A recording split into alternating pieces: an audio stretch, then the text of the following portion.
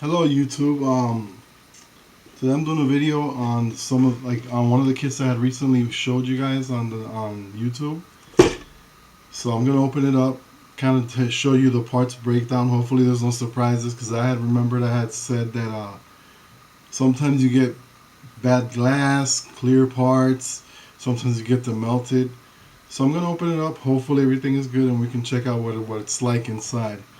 So give me a few seconds because it's actually still sealed. And we're gonna go through the parts. All right. So I'm gonna cut the cellophane open, see what happens and what we got in there. Garbage. Okay. I'm gonna open it up, and we're gonna go see what's in there. Okay.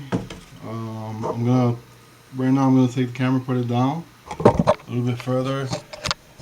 Well, as you can see, we have the white parts here, which is basically the main stuff that's in there. The body, the chassis, the exhaust, the engine parts, I guess. And like I said, you see, back in those times, they never really polybagged this stuff separate. There's a serious flash on this, by the way. I don't know if you guys can see it from here, but there's a lot of flash to remove on this plastic piece. Some kind of I guess offer that they had back then. Tires. I hate these things. You know, because you got to cut the center part out with a hobby knife. I don't know why AMT always did that, but they did do that. That's one. Oh, that's interesting. So this bag came open, and there's a tire stuck in there. The red clear parts, which seem to be loose in the box. And there's four of those. Hopefully they're in there somewhere. I guess this is the engine assembly.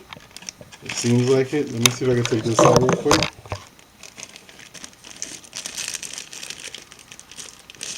Yep, engine and rims and wheels. I'm not too sure I'm really like the whole fact that the whole engine is chrome. Those are the headlights and the front bumper. Okay, let's see. What else we got here? Ah, decals.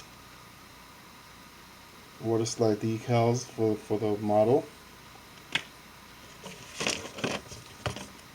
I'm shaking these off because I don't want to lose any pieces and make sure that's in there. Instructions, typical AMT instructions. You know how to go about building this stuff.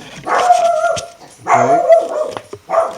And the rest of the tires, again, you have to punch out the center line with a hobby knife. I don't know why they used to do that, but they used to do it. It was a pain in the neck, but they used to do it. Seems like the rear tires are a little bit wider than the front tires, so there's two different sizes. And right here, there's the four small taillights. So it seems like everything in here is intact. The window's a little bit scratched up, but I guess that can be fixed with polishing it out or whatever. More or less pleasantly pleased with this car, I guess. I have another kit like it before. I just wanted to unbox it in front of the YouTube community.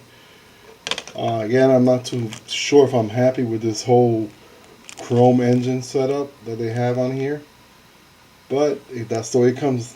But that's not really a big issue anyway, because I could just, you know, put it under bleach and it should remove the chrome very easily.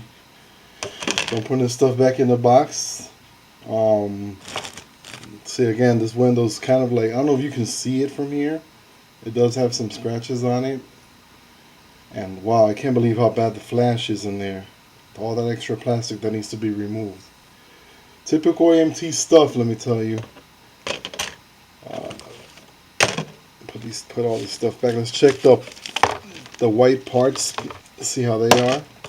I'm gonna open it up right now.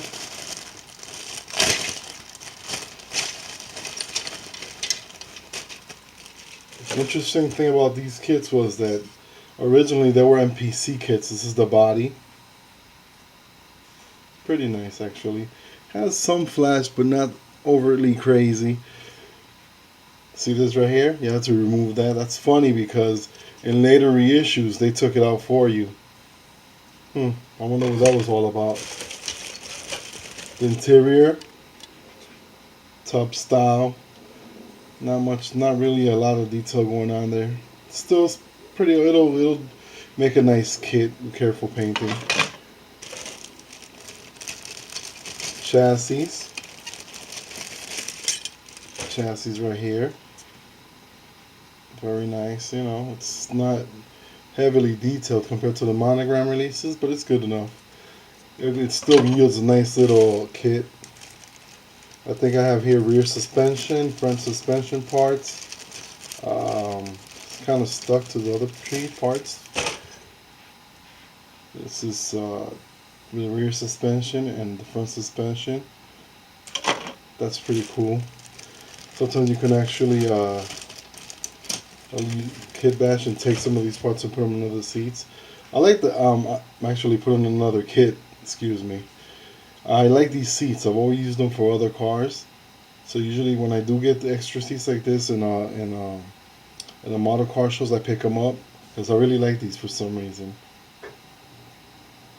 Steering wheel, very ugly, but that's what the car came with back in those days. Hood, dashboard, I believe. I hated this dashboard. I like the second generation version of it. But that's what the car came with. Oh, I got a loose piece here. I got a few loose pieces here, I just noticed. I'm not sure what this is. But it was loose in the bag. Oh, it's a piece of exhaust from this kit that's loose. Here we have some exhaust there. These are the wheel hubs for the back. And this is like engine stuff. You know what's interesting too? Actually, the headlights right here in later reissues, they were taken out. And I never understood why they did that, because when you pop the hood open, it's very noticeable that they're not there. But again, typical AMT stuff. They do stuff and we never understand why they do that. This is another interesting thing is this radiator. These radiators, actually in the earlier releases, the fans were actually separate pieces, and it was an assembly of, I think it was 5 pieces altogether. Here it's just 2. And very interesting that they chose to do that. I guess it's not really a big issue because you don't really see that detailing that much, but it is a nice detail because the fact that they went out of the way to do it back then. Well, they went out of the way to take it out too.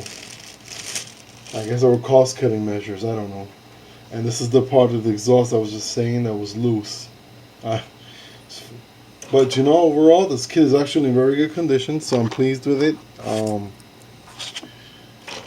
I'm happy that it wasn't, you know, any damage in the kit or anything like that it couldn't be repaired. But I'm coming back to put you guys up there. I'm very happy with the kit. I hope you enjoyed the unboxing. I'm going to be unboxing the Monogram next. I have a few of those, so I know what's in the box. I really do like the Monogram issues better. But again, this is something that you have to make the decision whether you like it better or not. By the way, these AMT kits, the building process is very, how can I say, frustrating sometimes, because I never did like the way they stand on once you build it, the way it sits, the model sits.